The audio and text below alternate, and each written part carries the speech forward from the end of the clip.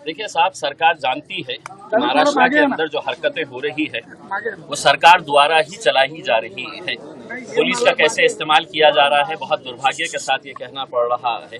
आज महाराष्ट्र में जो जाति, धर्म और मजहब की दीवारें खड़ी की जा रही है, जो दंगा भड़काने की कोशिशें की जा रही है, जो स्टेज के ऊपर खुले आम मुसलमानों को गालियां दे रहे हैं, ये धमकी दे रहे हैं कि हम मस्जिदों में घुस घुस कर मारेंगे, तो क्या ये के क्रिमिनल एक्ट नहीं है? क्या इसके ऊपर कार्रवाई नहीं होनी चाहिए? नहीं हो रही है। इस वजह से हमने ये फैसला किया कि हम मुंबई तक जाएंगे और महाराष्ट्र की सरकार, विशेषकर मुख्यमंत्री एकनाथ शिंदे साहब, जिन्होंने उस रामगिरी का समर्थन करते हुए ये कहा था की तुझ्या केशालाही आम्ही हात लावू देणार नाही, म्हणजे इसका मतलब ये है कि जो मानसिकता इस रामगिरी की है वही मानसिकता लेके महाराष्ट्र के मुख्यमंत्री अगर काम कर रहे हैं, तो हम उन्हें यह एहसास दिलाने के लिए जा रहे थे कि ये देश चलेगा तो कायदे के हिसाब से, ये राज्य चलेगा तो कानून के हिसाब से चलेगा। यहाँ पर आप संविधान के हिसाब से कार्य करिएगा, उसमें इस तरीके से किसी एक जाति, एक धर्म के हिसाब से काम मत करिएगा। साथ ही साथ हम पुलिस के वरिष्ठ अधिकारियों को भी ये बताने के लिए जा रहे हैं, महाराष्ट्र का इतिहास रहा है, एक से एक फाइनेस्ट ऑफिसर्स हमने पुलिस ऑफिसर्स महाराष्ट्र के अंदर देखे हैं। क्या वजह है कि 60 FIRs रजिस्टर होने के बावजूद भी कोई पुलिस वाला काम करने के लिए तैयार नहीं है, एक्शन लेने के लिए तैयार नहीं है। इसलिए नहीं लेने के लिए तैयार है कि इनके माई बाप जो है, जो मुख्यमंत्री है, वो आके कहे हैं कि नहीं, इसको कुछ करना नहीं है, इसके बाल को भी धक्का लगना नहीं चाहिए। जब उन्होंने कह दिया है तो उनके नीचे के जो प्यादे हैं वो स्टेज के ऊपर खड़े रह के मुसलमानों को हर रोज गालियां दे रहे हैं। तो हम सिर्फ अकेले मुसलमान जा रहे हैं ऐसा नहीं है।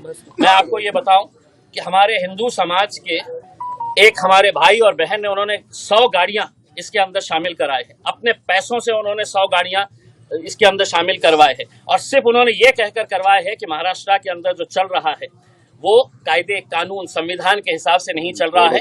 आपने जो पहल की है, हम आपके साथ सर कहाँ से वाले हैं, तो मौलाना आजहरी के बारे में भी कुछ बात करने वाले हैं या उनको लीगल एड प्रोवाइड कराने वाले हैं? देखिए, हमने कुछ मुद्दे रखे हुए हैं। उन मुद्दों के अंदर हम ये चाहते हैं कि देश के अंदर कुछ ऐसा कानून बने कि जहां पर कोई भी किसी भी जात, धर्म या उस धर्म के जो महापुरुष है उनके बारे में कोई भी किसी तरह की बयानबाजी नहीं होनी चाहिए, और अगर होती है तो सख्त कानून इसके ऊपर होना चाहिए। दूसरी हमने मांग की है कि ये जो राणे टाइप के पिलुआ छोड़े गए हैं, इनके ऊपर कार्रवाई करेंगे या नहीं करेंगे? आप ये समझ रहे हैं कि सिर्फ जबान उसके मुंह में है और हम गूंगे, मुक्के और बहरे हैं, हम कुछ बोल नहीं सकते हैं करके? बोलना हमें भी आता है, लेकिन हमारी संस्कृति, हमारी तहजीब और हमारा मजहब इसकी इजाजत नहीं देता है कि हम किसी दूसरे मजहब के बारे में, दूसरे धर्म के बारे में हम इस तरह की बयानबाजी करें। तीसरा हमने ये कहा है, जो है उन्होंने सिर्फ एक शेर पढ़ा था, उस शेर के अंदर किसी जात का जिक्र नहीं था, किसी धर्म का जिक्र नहीं था, किसी इंसान के बारे में नहीं कहा गया था। उस शेर की बुनियाद के ऊपर 1 साल से ज्यादा का वक्त हो गया है, वो जेल में है।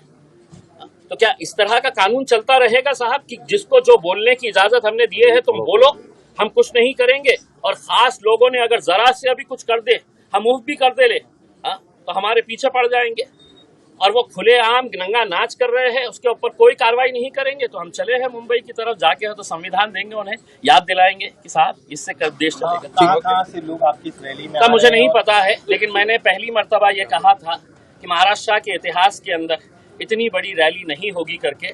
आप नासिक के बाद देखेंगे, मैं यकीन के साथ कह सकता हूँ कि हिंदुस्तान की तारीख के अंदर इतनी बड़ी रैली नहीं निकली होगी जो आज आपको देखना है।